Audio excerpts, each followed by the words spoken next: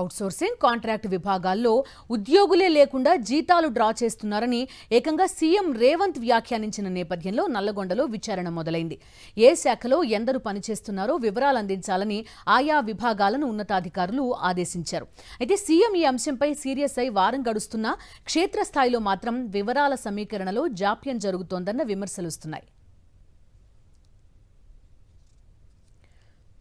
అసలు నల్లగొండ ఉమ్మడి జిల్లాలో ఏం జరుగుతోంది అనే అంశంపై పూర్తి వివరాలిస్తారు మా కరెస్పాండెంట్ పాశం అశోక్ రెడ్డి.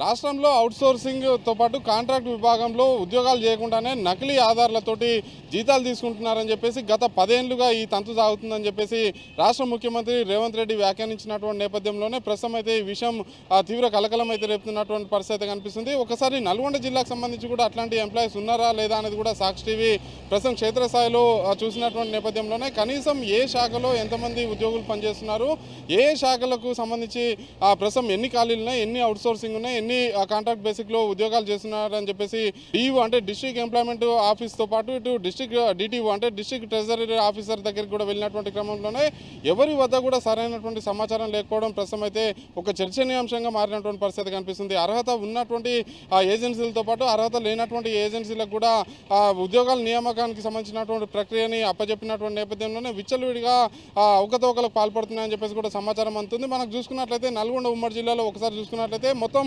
33 ఏజెన్సీలు ఎంపానల్ అయినటువంటి ఏజెన్సీలకి ప్రస్తుతం అయితే రిక్రూట్మెంట్ బాధ్యతల్ని అప్పగించినటువంటి నేపథ్యంలోనే నల్గొండ జిల్లాలో 1546 మంది ఉద్యోగులు పనిచేస్తున్నట్టు డిఈఓ చెప్తున్నటువంటి పరిస్థితి కనిపిస్తుంది. అంటే డిఈఓ అంటే డిస్ట్రిక్ట్ ఎడ్యుకేషనల్ ఆఫీసర్ కాదు, డిస్ట్రిక్ట్ ఎంప్లాయ్మెంట్ ఆఫీసర్ చెప్తున్నటువంటి లెక్కల ప్రకారం మొత్తం ఎంపానల్ చేసినటువంటి ఏజెన్సీలు 33 ఉన్నాయి. అందులో 1546 మంది ఉద్యోగులు పనిచేస్తున్నారని చెప్తున్నారు. అదేవిధంగా సూర్యాపేటలో చూసుకున్నట్లయితే ఎంపానల్ చేసినటువంటి ఏజెన్సీలు 15 ఉండగా 1300 మంది కాంట్రాక్ట్ అవుట్సోర్సింగ్ విభాగంలో పనిచేస్తుండగా యాదాద్రి భువనగిరి జిల్లాలో చూసుకున్నట్లయితే మొత్తం 13 ఏజెన్సీలు 991 మంది ఉద్యోగులని తీసుకొని ప్రస్తుతం అయితే వాళ్ళకి జీతాలు చెల్లిస్తున్నామని చెప్తున్నారు. అయితే ఇందులో కొంతమంది చూసుకున్నట్లయితే నకిలీ ఆధార్ కార్డు ఆధార్ నెంబర్ లేకుండానే అదేవిధంగా అందులో పని చేయకుండానే జీతాలు తీసుకుంటూ గత 10 ఏళ్లుగా ప్రభుత్వాన్ని మోసం చేస్తున్నట్టు కూడా కలెక్టర్ల సమావేశంలో రేవంత్ రెడ్డి వ్యాఖ్యానించినటువంటి నేపథ్యంలోనే మొత్తం వ్యవహారంలో నకిలీ ఉద్యోగులు ఎంతమంది ఉన్నారనేది కూడా ఫోరెన్సిక్